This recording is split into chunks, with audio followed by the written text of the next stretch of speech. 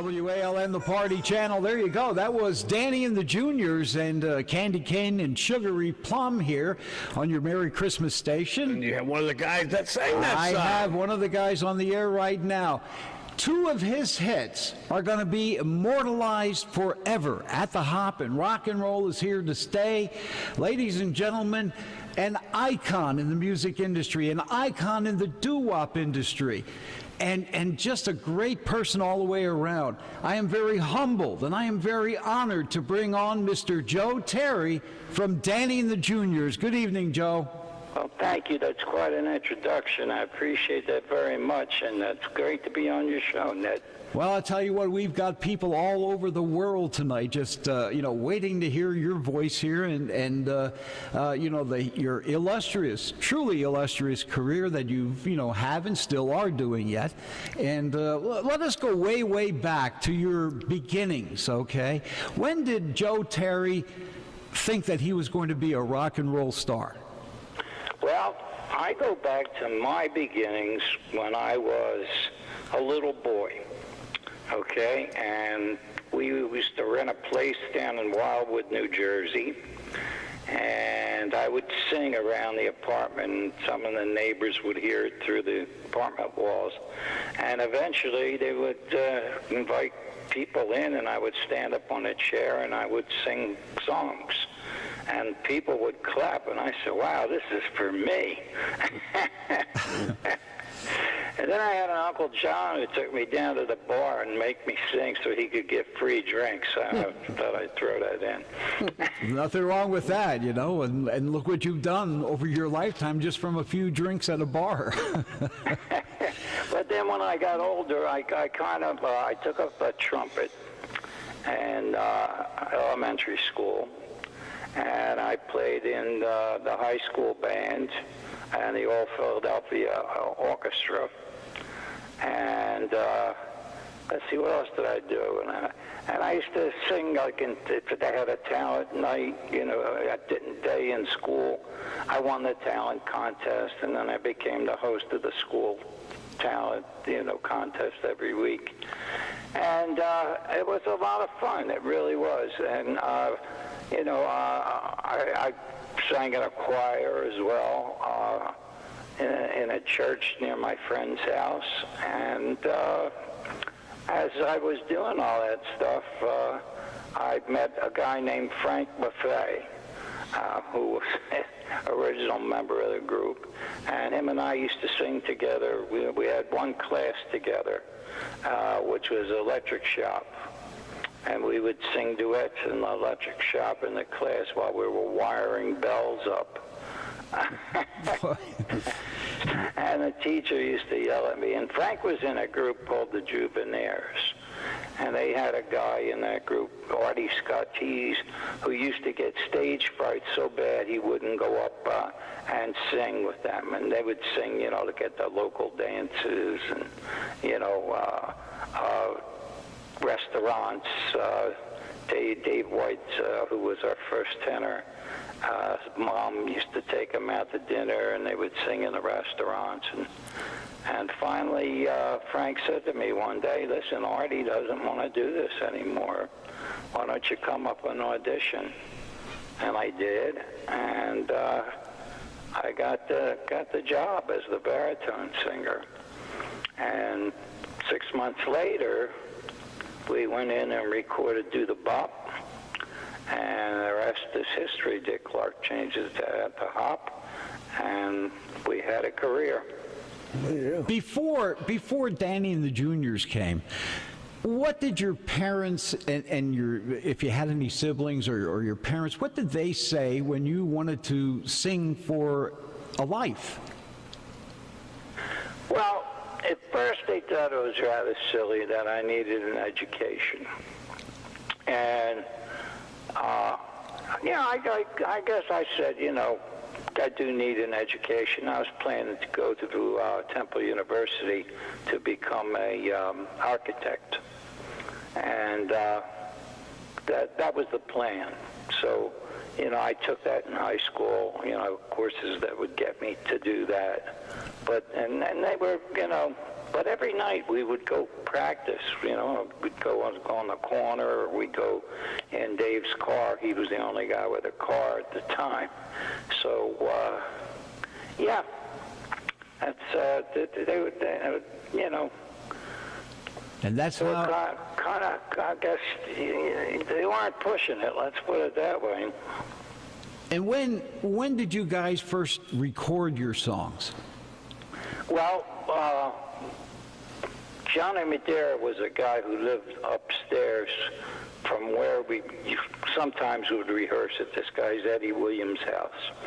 And he heard us, and he was a recording artist for Capitol Records, and his vocal coach had a small label. And he had a small hit on Capitol, and he heard us sing, and he said, would you guys like to go down and sing for this guy, Artie Singer? And we said, sure. Then we went down and sang 4 songs for him, and he liked 2 of them, and he decided he would like to record us, and that's how it all came about. Wow. Of all the places that you guys eventually toured to, what is the most interesting area or interesting auditorium or stage or whatever? What was the most interesting place you ever played on stage to sing your songs? Well, there's been a lot of them, really, to tell you the truth. But probably the one that was most exciting for me particularly was we did a piazza in Italy, and they had a week-long celebration of rock and roll, and people came over from England and other countries to it. I mean, it was a huge event, and we were the Saturday night guys that closed the show, and we sang to about 10,000 people that packed that piazza. Wow. How did that feel on stage to see all those people? Well, it was amazing because, they love their rock and roll over there, first of all. They love the music from the 50s. And, in fact, the promoters told us don't sing any Neapolitan songs or anything like that. They have plenty of that here. They want to see you do all your hits. And in Europe, we have to do all our songs that we recorded because they all were hits over there. And, unlike here where, maybe 5 or 6 really got big on the charts, over there, they know everything. They know obscure songs. And it's just a treat. It's a treat to us. We actually have to go into rehearsal and rehearse for a month before we go so that we're sure that we know all of our songs and all of our material. We have a gentleman on our chat box here that has a doo-wop group here in Allentown by the name of Desire. His name is Bobby Hepburn, and he says to me right here on chat, sometimes when I'm all alone is one of his best Danny and the Juniors song. Yeah, everybody seems to think that's their favorite Danny and the Juniors song. Happens to be one of mine. It really does. I was going to ask you, what of all the songs you ever recorded, of all the songs you ever performed, what is, or do you have one particular song that just is close to your heart and it just, makes you feel good? Well, I think it would be Sometimes because so many people out there request it. And in my mind, it's a quintessential doo-wop song because other groups tell us, in the beginning we sing that a cappella part, and groups all told us, they said we cut our teeth trying to learn that part in the beginning of Sometimes, like you guys did, Uh-huh. So I get that, and I also get, geez, I got my first kiss in the back seat of a car Sometimes. We'll stop at the kiss. Hey, that's the truth, huh? Yeah, So, but that has a special meaning to the audience and to myself. And, you know, live performance is a give and take thing. You give and, you know, and they give back. And, you know, so when we do sometimes, they really give back. It's a great feeling. When you were, or when everybody was trying to get together as Danny and the Juniors, what was it like to get the right voices, to do the right things, and to harmonize? How many did you go through? A lot of people, or did you guys just seem to, hey, hit it off in one shot? Well, you know, I was like the Ringo Starr of the group, so I came later. But from what they tell me is they had a friend of ours, Joe Nazario, who was in the group doing my part before they had Artie Scotties, and they had, Frank's brother Bobby sang with them a little bit. You know, they went through a few guys until they finally got to me, and then that was the group after that. That particular sound is what cut it for us. When you had your first song on the radio, and you heard your first song on the radio, what did it feel like to you? Oh, it's a sensational feeling. You know, you're riding in your car. That's where you hear it first. And because they did have television when we recorded that, so at home I'd be watching television. And the first time I heard it, I was in the car, and wow, I had to pull over and listen to it. And I said, wow, that ain't too bad. That sounds pretty good. I got a question for you here. Do you remember the first disc jockey that played your song? Yeah, it was a guy named Larry Brown, and he had a connection to this record company we were on. We were on Singular Records, and he was a partner. And they had a situation set up like this, where this record company would put it out locally. Larry Brown would play it,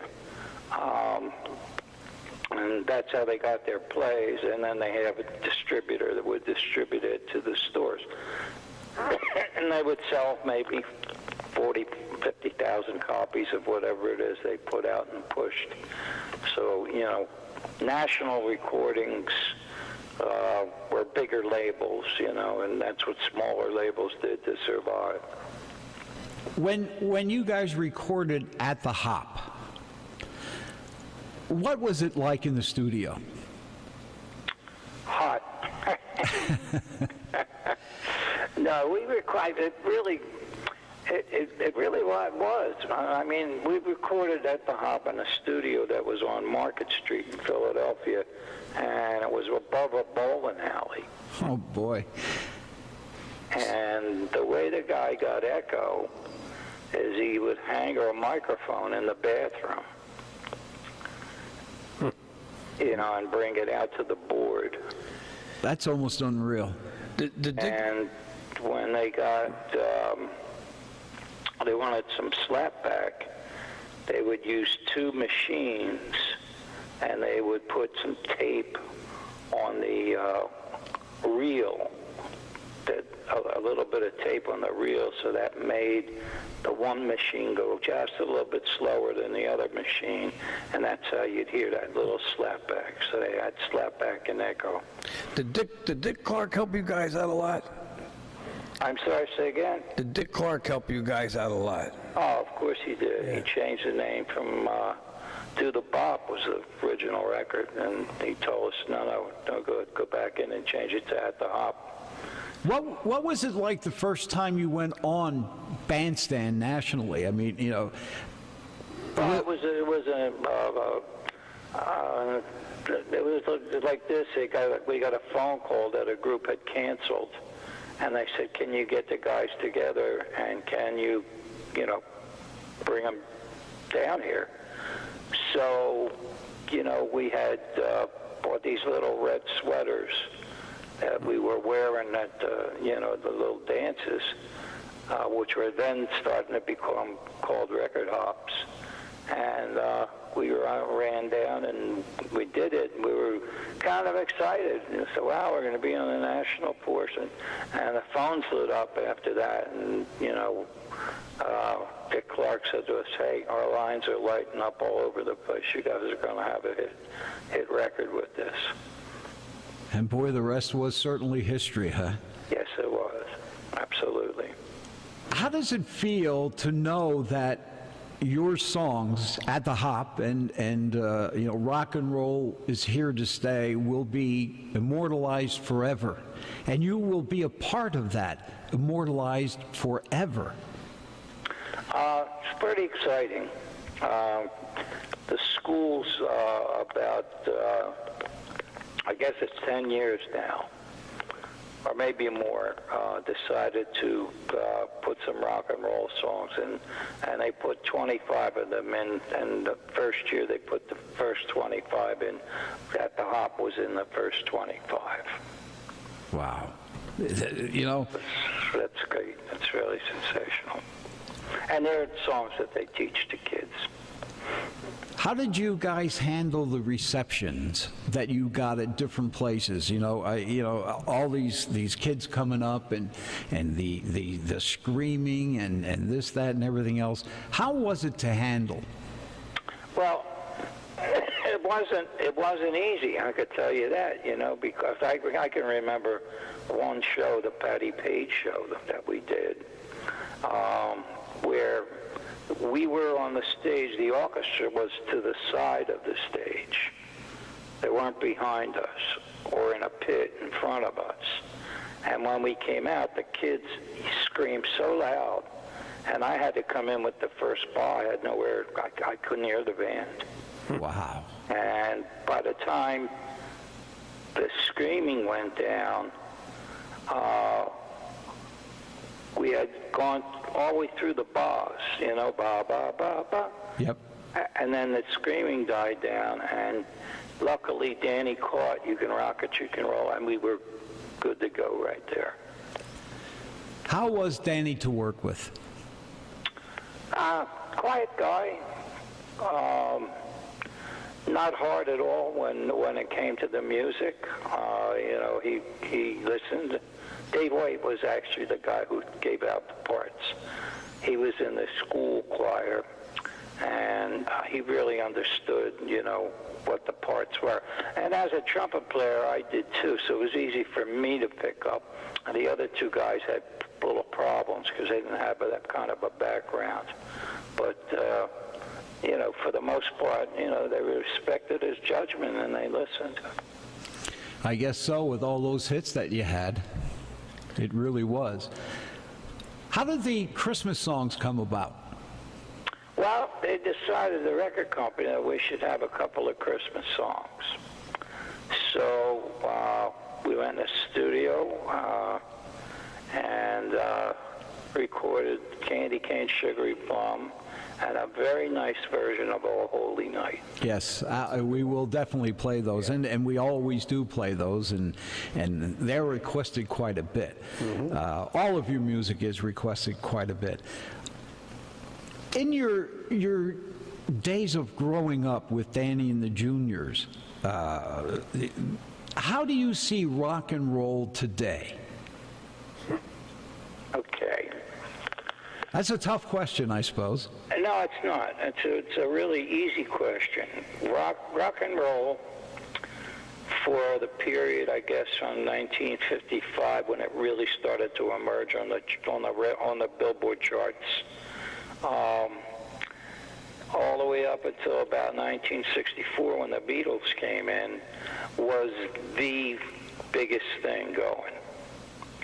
And after 64, it had its niche, as you want to say. You know, the people don't abandon their music that they grow up with. Instead of listening to it all week, they would listen to it on a Sunday night show or a Sunday afternoon show. And then, excuse me, this guy, let me get his name right, in New York, I just had it before I coughed. Gus Gossett Coughed it out. had a weekend show where he would play oldie requests, and it became the #1 show in New York in 1968. And by 1969, because of that, Richard Nader threw the first reunion show at Madison Square Garden. And then we got a call from a company, I think it was Goldmine Records, produced the second one. And that was done at a theater in, it's right up the street from a very famous part of New York. I want to say the Bowery, but it's not the Bowery. It's where all the hippies hang out. You know? No, okay. And we went up and did 2 nights up there, and the place was packed for 2 nights. I mean, it was just overwhelming, and I knew right then and there that I was going back in show business. Wow. You guys still tour today yet, correct? Yes, we do. Absolutely, we do. Do you see a younger crowds, younger people coming to see your concerts? Yeah, absolutely. I see people from anywhere from, in their 19s, all the way up, to our age. And, I mean, it's a pretty good mix. Especially like in fairs or festivals, where they're at the park already, and they stop what they're doing and come watch the shows, and you're very close to them at the parks, and I can see a number of younger people singing and the words to Rock and Roll Is Here to Stay, or at the Hop, or even Twisted USA. And isn't it unique that kids in their 20s or 30s today know every word of Rock and Roll Is Here to Stay or At the Hop? Isn't that totally unique to yourself? Yeah, I think it's fantastic. I think it's it's akin to us, and we grew up listening to Tony Bennett and Frank Sinatra and the big bands, and we remember like some of Sinatra's greatest songs that he did. To this day, if he were alive, I would go to a concert and be able to sing right along with Frank. Wow. So it's akin to that, and I think that's tremendous. During your touring days, when Danny and the Juniors first got their big hits and stuff, who were some of the groups that you worked with, and how were they with you? Oh, the groups are fine. We had great times, at the Paramount Theater, which was our first real paying date, and that was over Christmas of 1957. Going into the year 1958, and we had released the record in October, and by Christmas it was #1 all over the country. So in 3 short months or 4 short months, whatever it was, it just climbed the charts and right up to #1. How was it touring? Did it take a toll on all of you guys? No, we were kids. I was 16 years old. What toll? I mean, we'd do 44 days, almost in a row, with hit and runs, and, no sleep, and you sleep when you get into the hotel, and, on the bus, would be Buddy Holly, and, the Rays, and, the Diamonds, and, I'm trying to think of who all was on that particular tour. But that was a lot of fun, man. We learned to shoot crap. I hope you didn't lose any money that the little bit that you made. I know. Well, the first time I played, the guy threw the dice, and the guy said, "You lose," and I had no idea what I was doing. So you probably won, and that's why they told you that. Yeah, more than likely, I guess.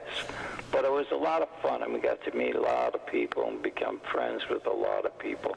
And, we remember Connie Francis, her being on one of the tours, and, and her dad would go on the tour with her, and God forbid you would look at her, you know. Oh, yeah, I can imagine I that. think he shot at Bobby Darin. That's what Bobby Darin said one time. Her old man took a shot at him. He might have. Well, that's a protective father. What are you going to do, you know? Yep. But, you know, it's interesting to talk to somebody that went through it, that like you guys did. You paid your dues. You really did. And do you get any questions from, say, performers of today, or, you know, maybe back in the 70s and 80s? Do you still get any questions that they may ask you for pointers and things like that? Well, we get a lot of compliments, like, you know, from the artists today, you know, or the 70s or whatever. We were inducted into the Vocal Group Hall of Fame in 2003, and then you go back every time, you know, they have another induction ceremony, and you induct somebody. Like one year we inducted the Platters, and one year we inducted Freddie Bell and the Bell Boys. I don't know if you remember them. He was from Philadelphia, great Las Vegas act. They stayed in Vegas. As talented as Louis Prima. I mean, just amazing. And so, you know, we got to meet Three Dog Night, and I couldn't believe how the guy was saying, you know, how you know, we were an inspiration to them.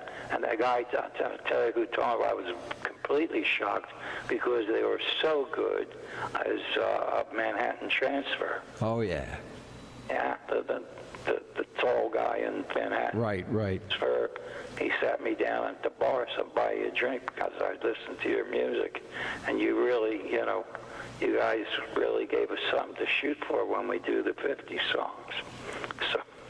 Well, it's great to hear that. You know, it really is great to hear that. Well, you inspired many, you know, with your songs and things like that. How is it to feel to be inducted? It's a great feeling.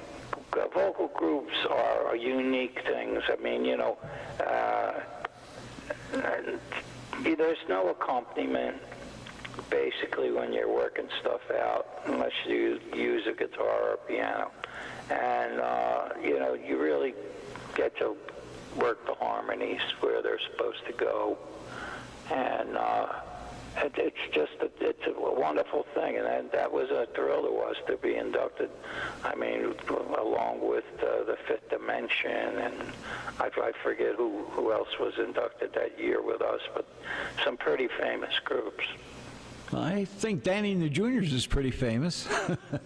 I don't know about you, but I sure, you know, think they are. Never think you're that famous, trust me. Oh, geez, come on. You're very humble tonight, Joe. You're very humble. But No, we were taught that by our manager, you know. The first thing he taught us was you're going to get a lot of tremendous press. People are going to love you guys. Don't believe it. You regular guys, work hard, just keep working hard. And we took that verbatim, and we followed that as almost a golden rule throughout the entire career of this group. And it shows, still today. Wow. Thank you. You guys tour how many times a year right now? Well, it's down quite a bit from what it used to be. When the revival started, it picked up from maybe 50 dates a year very quickly because of the motion picture, or the play Grease first and then the motion picture, and Happy Days, and you had Laverne and Shirley, and it became very mainstream. So we picked up to about 150 to 200 dates a year. And we did that from the 70s through the 80s, all the way into the end of the 90s. And then dropped down to about 100 dates in the 2000s, early 2000s. Now it's about 30 dates, 25 dates. You know, it's a great part-time job, let's put it that way. Well, that's for sure. I can attest to that. Nightclubs are not available to us anymore. Our generational people don't want to go out and stay out all night. Yeah. So we do a lot of afternoon shows, and we do a lot of early evening shows. I was just going to say that because I would still like to put a show together, but I would like to do it on a Sunday, like a Sunday afternoon, because of the fact that a lot of people our age, our demographics, we don't like to drive much at night. And, an afternoon is sitting and listening to Danny and the Juniors and Randy and the Rainbows and stuff like that. I think that would be I think it's tending more to be afternoons. Yeah, it really is. And, we do a circuit in Florida, and it's either, a 4 o'clock show or it's a 7 o'clock show like that. And, nothing later than that. And they're in over 55s. There's a ton of over 55s that have built themselves a nice little, a place to hear concerts, maybe holds 700 people. And, there's a ton of them all over our country anyway. I think, and I hope you agree with me, but I do believe our generation, your music, truly your music has kept us, even though we're in our 60s and 70s now, has still kept us young inside and young outside. Yeah, that's true. It's really true, because it's a happy music and it's a fun music. And it was the beginning of a special music called rock and roll, and it's of its own character. There's no doubt about that. That's for sure. No heavy metal, no rap, no all this other stuff. Whatever that music is. But what's unique, and since we're talking about all the other different kinds of music now today, it's at the Hop, and rock and roll is here to stay. Those two songs will be here forever. Do you have any idea how many people have danced to that since you guys recorded it? How many weddings, how many sock hops? Even still today, they still dance to that song. Yeah, I know. And what really was phenomenal, when at the Hop, when it came out in October, actually it was there late September, and it came out, it was on the charts, Billboard charts, for over 6 months. Going up and then coming down. In fact, at one point, on the way down at the Hop was 19, Rock and Roll Is Here to Stay was 17, going up. Well, that's a good feeling. And sometimes, when I'm all alone, was a hit all on its own. So at the Hop was going up, so was Sometimes. And that went to number 19, so that, and then it came down. So we had actually 3 hits on the charts all at one time. And that was unheard of until the Beatles came and had 5 or 7 or whatever it was. Do you honestly think the Beatles changed the rock and roll scene? Well, they came here, and their first stuff was all rock and roll. They were doing Johnny B. Good, and they were doing, Chuck Berry and Little Richard and stuff like that. And, it was really rock and roll. Plus, She Loves You, yeah, that was a rock and roll song, as far as I was concerned. And then it changed when they got into the Yellow Submarine. What was the album that came out of? Well, I think that was Yellow Pepper. Sgt. Pepper's Lonely Hearts Club. Yeah, and that changed it pretty good. And they themselves changed in the late 60s as well. So, exactly right. But they were only together for 6 years. Really, that's all they were? That's all they were together, 6 years. They were originally... As a hit record group. Yeah, and originally they started out as the Quarrymen, and I still have one of their 45s, and that's pretty rare to have that anymore today. I know.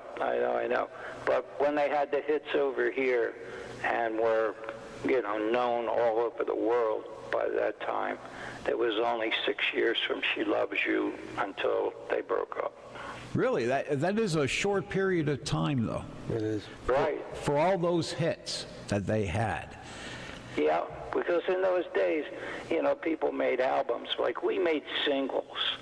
So we might do 4 or 5 singles a year, in our 7 or 8 years that we, from At the Hop until the Beatles came in. And they would do albums, and they would, on an album you've got 12 songs, so they would, maybe do 4 albums a year. So you got a lot of music. And a lot of the disc jockeys pushed their music as well. And well, they lucked out better than almost anybody I've ever saw, because they had Brian Epstein. Epstein, yep. Yeah, he didn't know what to do with them. He wanted them to be big over here. So he went to 5 different labels and presented 5 different songs, one to each label. And Swan, the label we were on, they bought She Loves You, Yeah, Yeah. So they had that one. But I think that I saw Hold Your Hand or something became the first hit. Mm-hmm. And as soon as that became a hit, the other record companies start pushing their Beatles records. And before you knew it, they had 5 hits on the charts. That's a way to hit. That is for sure. That was a crapshoot that worked. There you go. Yeah, a crapshoot that actually worked, man. When you were back in the day touring, how was it, and how was your reception in Europe? Besides, we know you talked about Italy, but how about some of the other countries over there? How did they receive you? Well, it was fantastic, and actually in England, probably the most fantastic, because At the Hop was a hit twice. It was a hit, went to number 28 in 1978. Wow. So, having it been a hit twice and having them known all of our records, I mean, we toured, once that was a hit, we would start the tour like with a bus, and we had Aerosmith's tour manager was our tour manager, and, we were doing, clubs and theaters and all kinds of venues. I mean, it was fantastic. We did a 14-day tour, which took us to almost every, major city in England.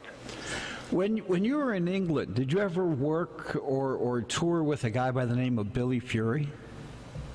No, but I know who he is. How about this name? And this was just brought up to me, and I can't believe that I'm in this business now 46 years, and I never heard of a gal by the name of Helen Shapiro. You ever brought that up? No, that's not familiar to me. Because I was reading her history and downloading some of her songs, and she was from England, and the Beatles actually opened for her in 1963. And I was just wondering if maybe you had toured with any of those. No. Or even PJ Proby? We go to England. It's generally English rock and rollers, and then we go on last. And most of the things that we do are called weekenders. And they have these really cool weekenders where they go to a place that's like, oh God, how can I put it, a seashore resort where they have a ballroom, and people in the summertime, they rent trailers, and what they do is, they'll have a Saturday night, and in there, and they sell nothing but single records, you could probably find the record you're looking for over there. Because it's just the walls are surrounded with people selling 45 records. And they come dressed with poodle skirts, and the guys are all in those teddy boy suits with the little velvet collars. I mean, it's really cool. I'm telling you. A question. We do a lot of that. Then we do the Butlins tours. Butlins are like amusement parks. Like if we were to do Six Flags, do a whole bunch of Six Flags, we do a whole bunch of Butlins. How is it working with Chuck Berry and Little Richard and all those?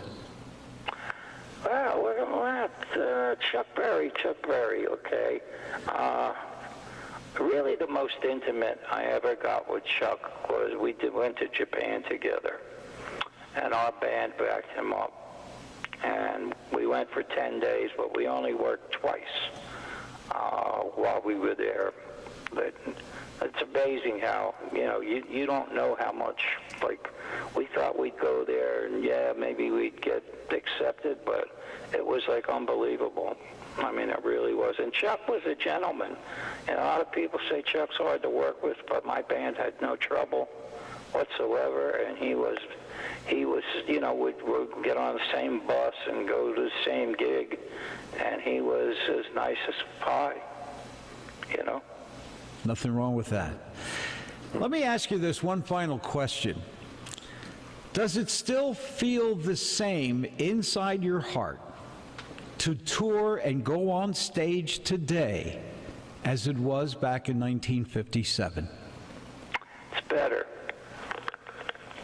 And let me tell you why it's better. People grow up with their music, and their music lives inside them and becomes better than it was when they first heard it. Songs take on different meanings. How could I explain it? A song that might have been just an okay hit, or just a hit for a while, takes on a lot of meaning. Like In the Still of the Night was a great hit. Mm-hmm. Now it's a phenomenal hit. It's probably everybody's favorite ballad by now. So songs take on different lives, and and you can feel that from the audience. What they like and how much they like it, and it gives you a terrific feeling, because we have a lot of songs that they really love, man, and that's just a great feeling. so you like it better now? I like it better now, yeah. Wow, amazing. Well, Joe, I must thank you for this interview tonight. I am really, we learned a lot, we shared a lot, and without a doubt, you, Danny and the Juniors, At the Hop, Sometimes When I'm Alone, all these songs will be immortalized forever. A lot of hits come and go, but it's songs like At the Hop that'll stay forever. Well, I appreciate you saying that, and, hopefully, you're right, because I would like my great-grandkids to know we did it. And I have 5 of them, by the way. Wow. Well, there's nothing wrong with that. They're just little monkeys right now. Well, that's okay, because you know what? You right now are teaching them, and you right now are telling them, this is what I did.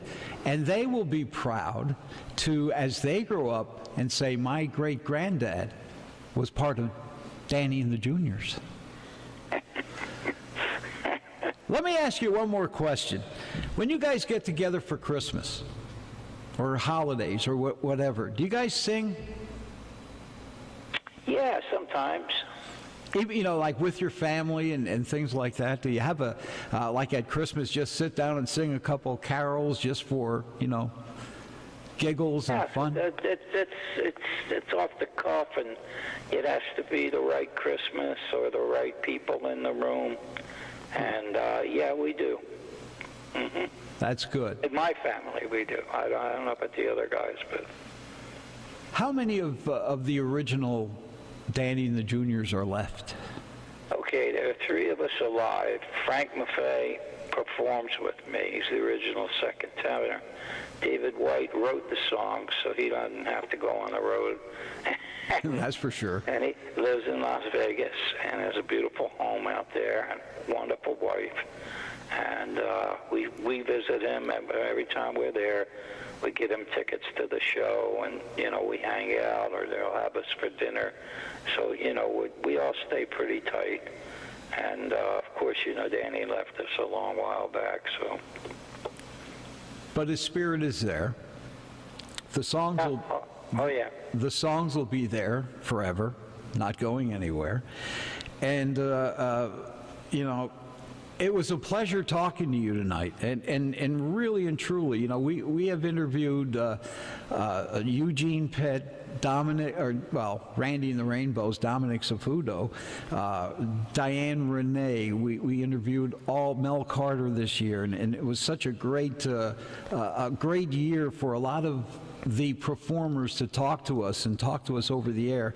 And I think an ending like this to all of our interviews for the year 2015 with Joe Terry of Danny and the Juniors has to be reigning very special to me.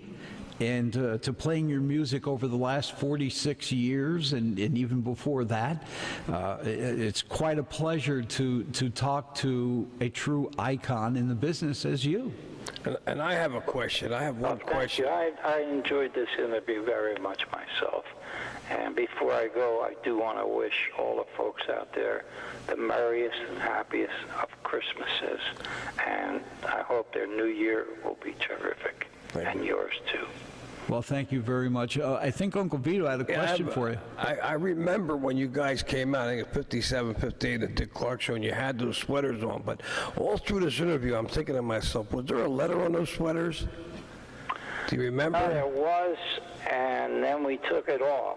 Okay, I remember the letters. I don't remember if it was C or I think it was a D, wasn't it? Was it a D? Danny had the D and we had J's. J's, yeah, okay. But I remember that, see? I go back far back. We only did that a couple of times, and then we decided that we would take the letter off. Well, there you go. Because it was too much like the teenagers. Teenagers all had T's on there. Yeah. So, you know, we could actually pick one of the groups we really copied, you know, and tried to do their dance steps and all that kind of jazz. Amazing. You're right about the sweater. Yeah, I remember that. I remember the sweaters, yeah. All right, Joe, you have yourself a fabulous Christmas. We all want to wish you good health in the year 2016 and beyond. We want you to have a great 2016 performing-wise, and hopefully we'll have you up in Allentown. Well, hopefully that would be great, because it's a great city. I love Allentown. We used to do all the cops for a guy named Gene Kay many years ago. And, you know, bring us up there, baby, and we'll sing up a storm for you. I'll bet you will. I'll bet you will. All right, Joe, take care. God bless you, and good health and happiness to all of you. Thank you. God bless you, too. Take care.